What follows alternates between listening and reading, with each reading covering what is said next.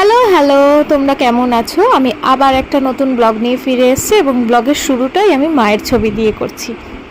তো তোমরা দেখতে থাকো ব্লগটা। আমি এটা অনেক দিন লাগলো এডিটিংয়ের, বিশ্বাস করো সময় পাই না, একদম সময় পাই না। তো এডিটিংয়ের জন্যই এই ব্লগটা পিছিয়ে গেল। ভাইয়ের বিয়ের সেকেন্ড পার্টটা করছি।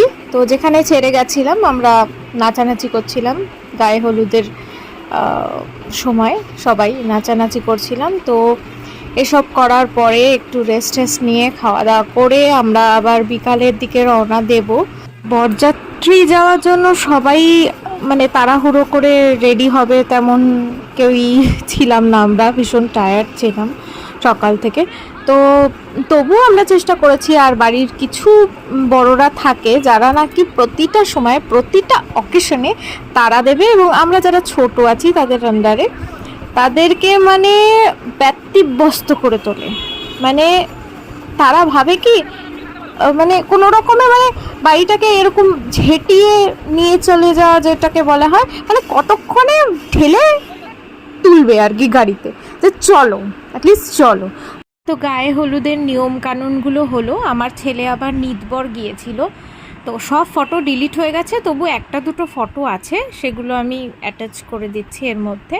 তো বৌদিরা সব তত্ত্ব নিয়ে গেছিলো। আমি সেই সময়টা বাড়ির তো কিছু কাজ থাকেই, রেডি হচ্ছিলাম, এবং এতটাই দেরি হয়ে গেছিলো যে আমি ভাইয়ের সাথে যেতেই পারিনি, এবং পরে আমি পাড়ার বৌদিদের সাথে আমি গেছিলাম। বৌদিদের সঙ্গে নাচানাচি করতে করতেই অবশেষে আমরা ওখানে পৌঁছই, এবং পৌঁছেই তো মানে আমরা ফটো সেশনে লেগে গেছি।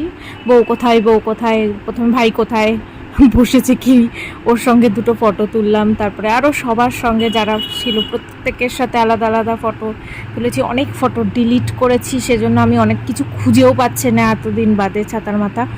যাই হোক, তো যেটুকু মানে সামনে আছে, যেটুকু ফটো দিতে পারলাম, বাকি ফটো আমি জানি না কোথায় গেছে। মাঝে তো আমার মোবাইলের কি হয়েছিল ঈশ্বর জানে। তো তোমরা দেখো, আমাদের সাজুগুজু মোটামুটি সবারই সিম্পলই ছিল, বিকজ আমরা সবাই একটু লেট করেই রেডি হয়েছি, আর লেট করে তাড়াহুড়ো করেই রেডি হয়েছে, আর সিম্পলি করেছি, যেহেতু আমাদের ভাইয়ের বিয়ে মানে ছেলের বাড়ির বিয়ে। তো ছেলের বাড়ির মেন প্রোগ্রামটা তো বউ ভাত, তো সেজন্য আমরা সেদিনকে একটু সিম্পলি সাজগোজ করেছিলাম।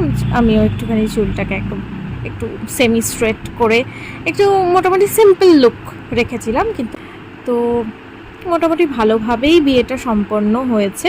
এবং বিয়ে